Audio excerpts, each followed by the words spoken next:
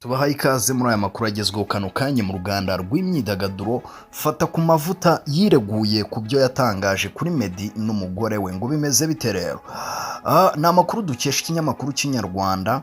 Ubushinjacyaha bwagaragaje ko mu bantu Sengabo Jean Bosco wamamaye nka Fata ku mavuta akurikiranyweho kubuza amahwemo harimo na Ngabo Medard Jobert wamamaye nka Meddy.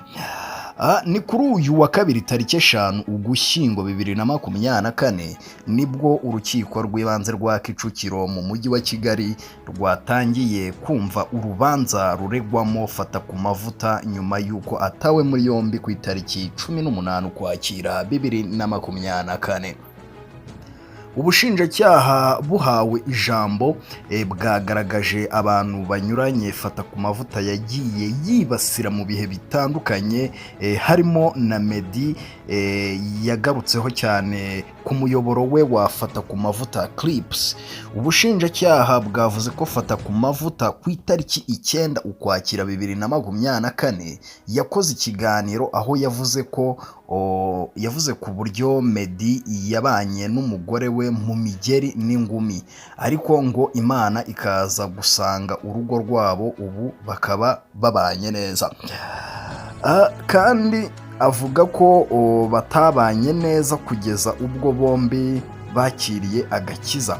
Ubushinjacyaha bwavuze ko Fata ku mavuta yasebeje Meddy mu buryo bukomeye, kandi ko muri icyo kiganiro ashinja Meddy kuba atarigeze avuga ku mwana w'umukobwa babanaga muri ghetto akajya yirirwa amurya amaturo. Hejuru y'ibyo kandi ngo Fata ku mavuta yavuze ko Meddy ari we mugabo wa mbere wemeye ko akubitwa n'umugore we. Oh my god. Mu kwiregura rero Fata ku mavuta yavuze ko yatawe muri yombi ahagana saa 2 z'ijoro avuye mu kiganiro ku isibo. Avuga ko akigera mu bugenzacyaha yatunguwe n'umujinya bari bafite muri bo.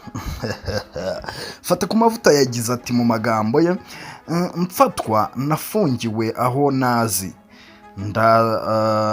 ndazwa kuri sima yamenyweho amazi ahantu mu cyumba nazi.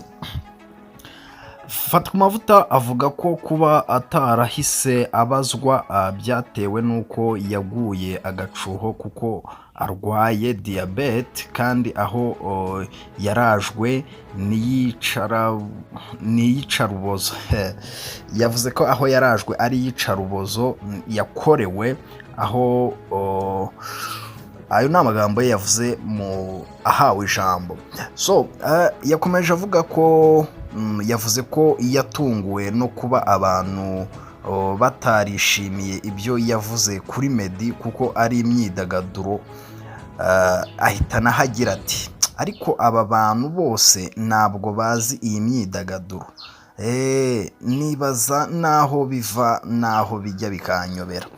Akomeza ati ubwo Meddy yari muri Portland atanga ubuhamya, yemeye ko yicuza kuba yarabanye n'umugore we Mimi batarasezeranye imbere y'Imana n'amategeko.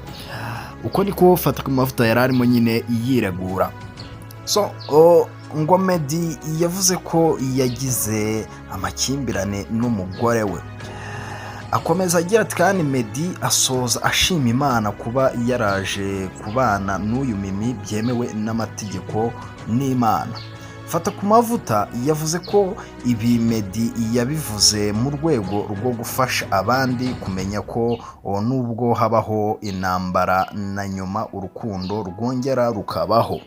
Mu kiganiro yakoreye ku muyoboro wa YouTube ari wo witwa Fata ku mavuta Clips, hari aho yagize ati Meddy yaje kwatura ko yariye umwana w'umukobwa amaturo ari we Mimi mbere y'uko babana. Aba bantu bari bazi ko Meddy ari umuhungu wiyubashye udashobora gufata umwana w'umukobwa ngo amushuke amushyire muri ghetto amumarane umwaka amurya amaturo kuryamana.